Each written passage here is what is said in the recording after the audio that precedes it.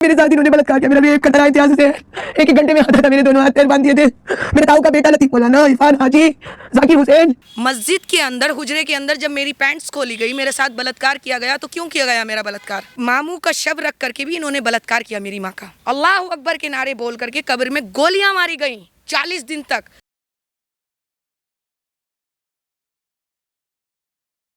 देखिए, इस देश में महिलाओं की अस्मिता को लूटने की तमाम खबरें, तमाम घटनाएं हम सुनते आए हैं। महिलाओं पर अत्याचार की खबरें हम सुनते आए हैं।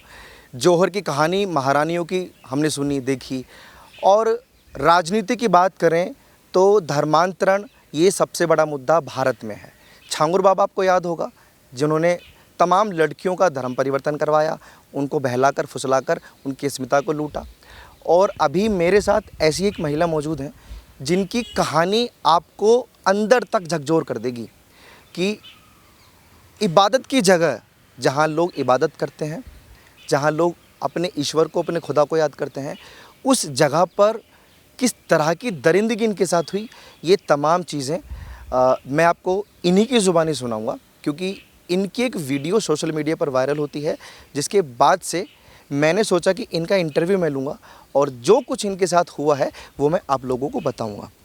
क्या नाम है आपका? नाम नहीं बताना चाहूँगी। अच्छा, कोई बात नहीं, नाम नहीं बताएंगे। तो आपने जो सोशल मीडिया पर वीडियो आपकी अभी वायरल हो रही है, जी जी, उसके बारे में मुझे जानना है कि हकीकत क्या है। हकीकत ये है कि जो मदरसे के कुछ मौलाना हैं, जो लड़कियों को फर्जी तरीके से पहले तो रेप किया जाता है, ऐसी ऐसी दवाइयाँ दी जाती हैं नशे की, उसके बाद उनके साथ शोषण होता है। और शोषण करने के बाद जब वो लड़कियां भागने की कोशिश करती हैं तो उनकी आवाज़ को कहीं ना कहीं दबाने के लिए उन केसों को बंद किया जाता है। अगर मदरसे में लड़की पीड़ित है तभी तो वो भागने की कोशिश करेगी। कुछ ऐसी महिलाएं जो निकाह के नाम पर बदायूं, हल्द्वानी जैसी जगहों से लड़कियों को लाया जाता है और उसके बाद उनको ज़बरदस्ती झूठे फर्जी निकाहनामे बनाकर और उनसे बच्चे पैदा करवा कर बेचा जाता है। उस मस्जिद की असलियत, उसकी पूरी वीडियोग्राफी मैंने इसलिए की क्योंकि मेरी माँ को 14 साल बंदी बनाने वाले इम्तियाज़ हुसैन मौलाना, जो बरेली संगठन से मिले हुए हैं, जो लड़कियों के साथ बलात्कार करते हैं, लड़कियाँ स्मगलिंग करते हैं, लड़कियों को बाहर विदेशों में बेचते हैं। मेरे परिवार की हत्याएँ करने के बाद मौलानाओं को इतना सुकून नहीं मिला। इसमें मेरे ताऊ चचा के बेटे भी शामिल हैं, जो चाहते थे कि रात को मेरे साथ सो सके। जब मैंने इस चीज़ से इनकार किया तो मुझे बोले कि तेरे खिलाफ़ हम ऐसे ऐसे सबूत बनाएंगे कि दुनिया में तू मुंह दिखाने के लायक नहीं रहेगी। तो फर्जी बाप बनाया जाता है। जो मौलाना लड़कियों का, इनके पास ऐसे बुज़ुर्ग रहते हैं इमाम साहब कि जो लड़कियों को टारगेट कर सकें, और अगर लड़की कंप्लेंट करने जाए तो रईस इमाम द्वारा को बाप बना दिया जाता है। तो आप ये बताइए कि अगर डीएनए मैच नहीं करेगा तो वो बाप कैसे हो सकता है? उसने न जाने कितनी लड़कियों को बाहर बेच दिया। ये मेरा सवाल है इस देश की जनता से, और ना मैं किसी के धर्म को ठेस पहुंचा रही हूँ, लेकिन जो सच है वो वीडियो में खुलासा दिख रहा है। अब जो इल्ज़ामात लगा रही हैं वो बहुत बड़े हैं कि किसी मस्जिद में ये कारनामे होना, लड़कियों को हाँ फर्जी पिता बनकर बेच देना, ये बहुत बड़ा विषय है। आप समझ रही हैं जी। तो वो और लड़कियों का अभी हम बात नहीं करेंगे। आपके साथ जो जो चीज़ें हुई हैं उस पर मैं जानना चाहता हूँ। मस्जिद के मौलाना ने, पहले इम्तियाज़ हुसैन ने, जिस मस्जिद से मैंने अपनी माँ को बाहर निकाला और 14 साल मौलानाओं द्वारा मेरी माँ, सबसे पहली चीज़ तो मैं खुद की बात बता रही हूँ, अपनी आंखों की देखी। मैंने खुद, वो मेरे फ़ोन छीन लिए गए जिसमें ऐसे ऐसे एविडेंस थे, मैंने कलेक्ट किए थे अपनी जान पर खेलकर, अपने देश के लिए। क्योंकि मुझे लगता है कि जब तक ऐसे आतंकी हमारे देश के अंदर हैं, बॉर्डर के पार ही दुश्मन नहीं है, बॉर्डर के अंदर भी हो सकते हैं। ग्राम चमरौआ में मस्जिदें इसलिए खोली गई हैं क्योंकि वहाँ पे सेक्स और अनल चल सके, ये बात सत्य है। और मेरे साथ क्यों किया? अगर चलो ये ठीक है, अच्छा ठीक है, विक्टिम नहीं है, मैं हूँ विक्टिम। मस्जिद के अंदर, हुजरे के अंदर जब मेरी पैंट्स खोली गई, मेरे साथ बलात्कार किया गया। तो क्यों किया गया मेरा बलात्कार? जबकि वही मौलाना क्या बोलता है कि मैं इसका सौतेला बाप हूँ। तुम अपने ईमान को कब तक बचाओगे मौलवियों? नहीं, ये तो मैं हिल रहा हूँ ये सुन के कि आपकी पैंट खोली गई। और किस गांव का नाम लिया आपने भी? जो कौन सा गांव था? ग्राम, ये मस्जिद है। यहाँ मस्जिदें बनाने का जिक्र किया, हाँ, कौन सा गांव है? ये जेके पैलेस रोड, रामपुर जेके पैलेस रोड, और बिल्कुल जामिया मदरसे के सामने है वहाँ मस्जिद। मस्जिदों को इसलिए बनाया गया कि वहाँ ये इलीगल काम हो सके। आप उन तक पहुँची कैसे? मैं इसलिए पहुंची क्योंकि मैं अपनी बहन को तलाश करते हुए मौलाना साहब से पूछने गई थी कि मेरी बहन मदरसे में पढ़ती थी, मेरी बहन कहाँ है। तो मेरी बहन ने दीवार कूदकर अपनी जान बचाने के लिए कोशिश की थी, जिसको मुतवल्ली साहब ने उस केस को दबा दिया। और 2019 में इसकी लाश को काट करके मौलवियों द्वारा कि ये बहुत कुछ जान चुकी है राज, उसने मुझे सारी बातें बता दी थी। हम ट्विंस बहन थे, 2 बहनें थे जुड़वा, और एक छोटी बहन मेरी 4 साल की बहन का मर्डर हुआ, एक बड़ी बहन का मेरी मर्डर हुआ है। अच्छा, मुझे एक चीज़ थोड़ा कन्फ्यूज़न हो रहा है और शायद हमारे दर्शकों को भी कन्फ्यूज़न है कि आप ने जो आपका जो वीडियो है, मतलब धर्मांतरण का केस माने, ये आप मुस्लिम थे क्योंकि आपकी बहन मदरसे में पढ़ती थी? ये थोड़ा लॉजिक मुझे समझ में नहीं आ रहा है।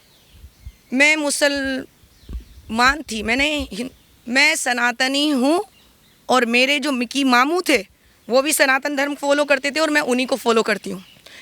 क्योंकि उनकी भी हत्या इसीलिए की मुसलमानों ने, क्योंकि वो मुसलमान से कन्वर्ट इस्लाम छोड़ दिया था, Yes. अब कन्वर्ट हो गया, मतलब आपके मामू ने इस्लाम छोड़ा, Yes. वो कन्वर्ट हुए, आप अपने मामा को फॉलो करती थी, Yes. आपने कन्वर्ट किया खुद को, आपकी बहन कन्वर्ट नहीं हुई थी, वो मदरसा पढ़ती थी। उसको डाला गया था ज़बरदस्ती, किसने? उसको बेचा गया था। किसने? जो औरत इम्तियाज़ हुसैन की ख़ास गुर्गी है, जो महिलाओं को बेचती है और बच्चियों को अनाथ बोल करके कि हम तुम्हारा निकाह कराएंगे, निकाह मसियार के नाम पे उन्हें कई कई जगह बेचा जाता है और फिर धंधे में डाल दिया जाता है। तो वहाँ पे सिर्फ आपकी बहन के साथ ये हुआ या आपके परिवार में और भी लोग गायब हुए हैं? मेरे परिवार के टोटल 17 लोग थे, जिसमें से 3 हत्याएं ओपन हो चुकी हैं। बाकी के जांच के बाद पता चलेगा कि मुझे या तो जिंदा चाहिए या मुर्दा।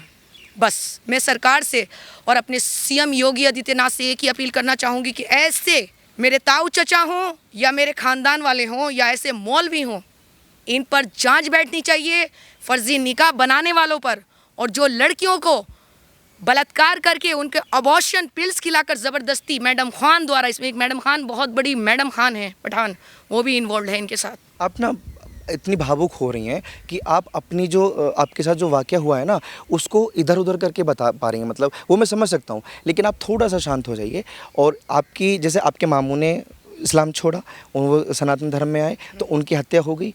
आपने बोला कि 3 लोगों की मेरे परिवार में हत्या हुई है, मामू के अलावा और किसकी हत्या हुई? पूरे परिवार में टोटल 70 पीपल थे, 17। अच्छा। मेरे नाना के 3 भाई, मेरे नाना के पापा, उनके परदादा, मेरी मदर की 4 बहनें, पूरे 10 बहन भाई थे। तो नाना मुस्लिम थे?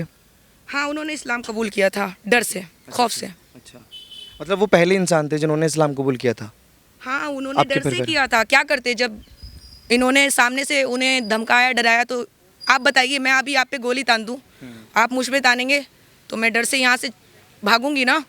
और मैं आप मुझे कहो कि मैं तुम्हें जान से मार दूंगा तो मैं यहाँ से भागने की कोशिश करूंगी। अच्छा, ठीक है, कुछ तो बचाऊंगी अपने आप को। ये समझ में, आपके नाना थे और टोटल 17 लोग थे, आपके 17 लोगों की फैमिली थी। अभी कितने लोग आपकी फैमिली में हैं और सिर्फ 2 कितने? पर्सन, कौन कौन? मैं और मेरी माँ। आप और आपकी माँ, बाकी सबको ख़त्म कर दिया गया है? जी हाँ, बिल्कुल। और ये विवाद जो है, इन्होंने सब कुछ हमारा लूटने के लिए, और हमारे जो घर की जो हमारा घर था उसी में हमारे परिवार को मार करके मकान नंबर 16 में ही गाड़ दिया गया। जब आपकी बहन को बेचा गया वहाँ पर या ले जाया गया ज़बरदस्ती है, जैसे भी, वो तो हम नहीं जानते, आप जानते होंगे, आपकी बहन जानती होगी, तो उस वक्त आप कहाँ थी? मुझे जब पता चला, उससे मैं मिली तो वो खुद आई थी मेरे पास, और उसके बाद मैंने उसे बचाया और मैंने इमाम साहब से इस बात की कंप्लेंट की थी। और मेरी माँ भी भागी थी मस्जिद से। इमाम साहब ने मेरी माँ को जूतों से मारा। इमाम साहब ने बोला, अगर तूने हमारे इस्लाम, मतलब उनको लग रहा था कि हर एक महिला का रेप कर रहे हो। जब मस्जिद के अंदर अलाउ ही नहीं है लेडीज़, तो आप औरत को हुजरे में कैसे रख रहे थे?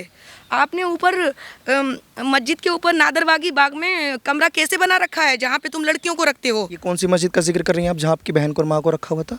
इन्होंने कैद किया था, पहले तो किया था नोक में दबके में, मस्जिद, बड़ी मस्जिद में। ये वहीं रामपुर के गांव में मस्जिद? नोक में दबका गिराम चमरहुआ में पहले कैद किया गया मेरी माँ को, फिर मकान नंबर 57 में बलात्कार करते रहे। फिर उसके बाद ये मस्जिद के अंदर ही मकान नंबर है, कमरा नंबर है? बिल्कुल, ये देखिए, ये घर था हमारा और ये बात जिद बना दी गई, उसी में ये शोषण करते रहे। मेरे मामू का शव रख करके भी इन्होंने बलात्कार किया मेरी माँ का। यहाँ शव 3 दिन रखा रहता है, मतलब पोस्टमास्टर होने के बाद बॉडी आ जाती है, उसके बाद अल्लाह अकबर के नारे बोल करके कब्र में गोलियां मारी गई 40 दिन तक, जिसकी कब्र दहला दी गई। आप बताएं मेरा दर्द मैं किसको बताऊं? और ये सत्य है और ये सच है। इसमें मेरे चचा इन्वॉल्व हैं, जो असला बनाते हैं, बहुत पुराने से पहले से ही तमंचे बंदूकें बेचते हैं और हिंदुओं को मारने की प्लानिंग करते हैं, और गोली कहीं से भी लग सकती है, मुझे कोई टेंशन नहीं है, लेकिन जो सच है वो सच आकर रहेगा दुनिया के सामने।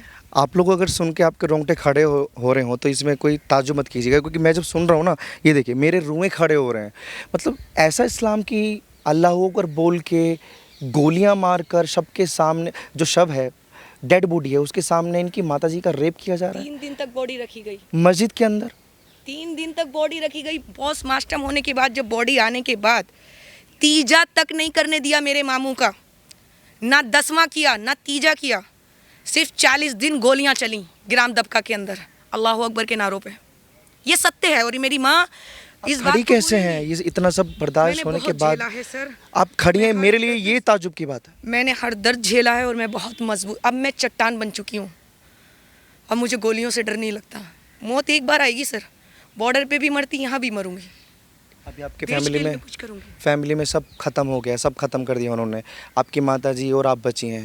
मतलब अब डर खत्म हो गया कि हमें भी मार दो? बिल्कुल मार दो, आवाज़ नहीं दबा सकते ना। जो आपके माध्यम से मैं पूरे हिंदुस्तान को अपना आवाज़ पहुंचाना चाहती हूँ, और अपने भाई बहनों से हाथ जोड़कर यही विनती करूँगी कि ऐसे लोगों पर ना विश्वास करो और ना इनके झांसे में आना कभी, प्लीज़। मैं हाथ जोड़ के विनती करती हूँ। लव जिहाद के नाम पर लड़कियों को फंसाने वाले मौलवी, अल्लाह का डर इतना भर दिया जाता है, इतना भर दिया जाता है लड़कियों के अंदर, जो खौफ इलाही भरने के बाद ये लोग, वो लड़कियां फिर बाहर नहीं निकल सकती। ऐसे ऐसे गार्ड रहते हैं कि वो लड़की अगर बाहर, तो तुरंत उनको गोली मार दी जाए या उनको बेच दिया जाए। ये बात सत्य है और सच है, लेकिन मुझे लगता है इसमें मेरे देश के सीएम ही कुछ कर सकते हैं। क्योंकि आपको पता है ना, कुछ चंद लोग ऐसे होते हैं जो चमड़ी और किसी और चीज़ के लिए थोड़ा सा दबा लेते हैं बात को, लेकिन ऐसा नहीं होना चाहिए। आज मेरे साथ हुआ है, कल को मैं उन मौलानाओं से पूछना चाहूँगी कि आपकी बेटी के साथ होता तो क्या आप कॉम्प्रोमाइज़ करते हैं मौलाना साहब? क्या आपकी बहनों के, आपकी माँ के साथ बलात्कार होता तो क्या आप कॉम्प्रोमाइज़ करते? I never compromise with you. मैं नहीं करूँगी कॉम्प्रोमाइज़। कितने साल शोषण किया होगा आपकी फैमिली का? आपका मेरे ऊपर एक एलिगेशन है कि मैं शादीशुदा हूँ।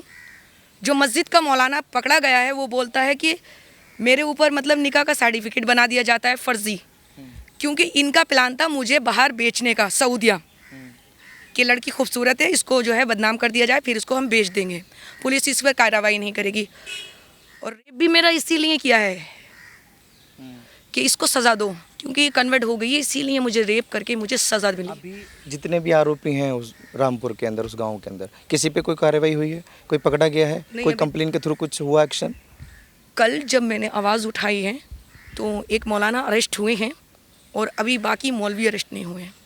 वो खुलेआम आतंक मचाते हैं, उनके पीछे कुछ बहुत ताकतें हैं। इनका सबसे बड़ा हथियार है लड़कियां, चमड़ी का व्यापार। उस सेकंड व्यापार है इनका निकाह। जो इमाम जितने बुज़ुर्ग होते हैं ना, ये उन महिलाओं को रखते हैं जो मासूम दिखती हैं, बुर्का पहनती हैं, और वो जाके कहीं लड़कियों की माँ बन जाती हैं फर्जी। और कुछ ऐसी लड़कियां आती हैं जैसे हल्द्वानी, नैनीताल, रुद्रपुर, बाजपुर, गदरपुर से किडनैपिंग बस स्टॉप से, क्योंकि उनको ये बच्चे पैदा करवा करके बेचते हैं उनको। उन बच्चों की किडनियाँ, ये इम्तियाज़ हुसैन एक छोटा मोटा क्रिमिनल नहीं है, अतीक माफिया का भी बाप है ये। किडनी रैकेट, स्मगलिंग, ड्रग्स, चरस, 7 कलर की अफीम, आर्म्स, इसके जितने रजिस्टर नंबर 8 के गुंडे हैं, जुल्फ़िकार और इनके भाई इरफान हाजी, इनके सबका ही लड़कियों का पूरा स्मगलिंग का ही व्यापार है। इनका सिर्फ सेक्स रैकेट का अड्डा है, और इन्होंने ओयो होटल की जगह मस्जिद ही खोल रखी है ग्राम चमरहुआ के अंदर। इनका ग्राम चमरहुआ में सेक्स रैकेट मस्जिद में थलेआम खुलता है। अभी आपके पास कोई ऐसी वीडियोस या कोई ऑडियो? मेरे पास कुछ ऐसी वीडियो हैं जो जिसमें धमकी देते हुए या मैं आपको सारी चीज़ें दूंगी और आपको मैं वो रिकॉर्डिंगें भी दूंगी जहाँ पर जैसे ये लड़कियों को बेचते हैं। मेरे पास रिकॉर्डिंग है, मैं आपको सारे पूरे व्हाट्सअप करूँगी। मुझे व्हाट्सअप कीजिएगा, क्योंकि हम लोग भी उसको दिखाएंगे जो आपने बताया है, वो सभी बता लास्ट क्या। में एक बात और कहना चाहूँगी कि जब तक मेरे देश में हिंदुस्तान की मीडिया है तो मौलाना तुम मेरा कुछ नहीं बिगाड़ सकते। हज़ारों, मैं आपके चैनल के माध्यम से ये भी बोलना चाहूँगी कि मुझ पर हज़ारों एलिगेशन भी लगा सकते हैं मौलवी। मौलाना मैं तैयार हूँ, जितने शोहर हैं मेरे और जितने अब्बू जान हैं वो सब सामने आइए और जवाब लेकर आना, और मैं जवाब लेने के लिए तैयार हूँ और जवाब देने के लिए तैयार हूँ। और ना तुम्हारे धर्म को बोल रही हूँ, लेकिन जो तुमने अल्लाह अकबर बोल के मेरा बलात्कार किया उसका जवाब मुझे चाहिए इम्तियाज़ हुसैन उर्फ चिंटू से, असरार हुसैन और इरफान हाजी और असरार हुसैन, लतीफ़ मौलाना और शगुन मौलाना हाफिज़ तुमसे। बहुत शुक्रिया आपका। आप बाकी आप परेशान ना हो थोड़ा। और ये इस्लाम बिल्कुल नहीं हो सकता मेरे नहीं किसी के भी अकॉर्डिंग जो अल्लाह अकबर बोल के बलात्कार करे, जो अल्लाह अकबर बोल के किसी का मर्डर करे, ये इस्लाम किसी को स्वीकार्य नहीं है। बाकी ये जो स्टोरी है, जो कहानी इन्होंने बताई, ये बिल्कुल हकीकत है। क्योंकि आप लोगों ने केरला स्टोरी मूवी देखी होगी, उसमें भी सेम चीज़ की जाती है। लड़कियों को बहलाकर उनका बलात्कार करना, उनको बेच देना, वो तमाम चीज़ें हैं। क्या बोलना चाहती हैं, बोलिए, बिल्कुल बोलिए। लड़कियों से मेरी हाथ जोड़कर विनती है कि कभी भी किसी इस्लामिक मौलाना के चक्कर में मत पड़ना। मैं बच गई, तुम नहीं बचोगी। या तो किसी ऐसी जगह भेज दी जाओगी जहाँ पर 40 या 50 मौलाना तुम्हारे एक रात में बलात्कार कर सकें। इसे प्लीज़ इंस्टा पे पोस्ट कीजिएगा। और ये आपकी बहन, आप मुझे कुछ भी समझें, लेकिन मैं उस ऊपर वाले से एक ही विनती करूंगी कि जो मेरे परिवार के साथ हुआ और जो मेरे साथ हुआ, भगवान ना करे वो किसी दुश्मन की बेटी के साथ भी हो।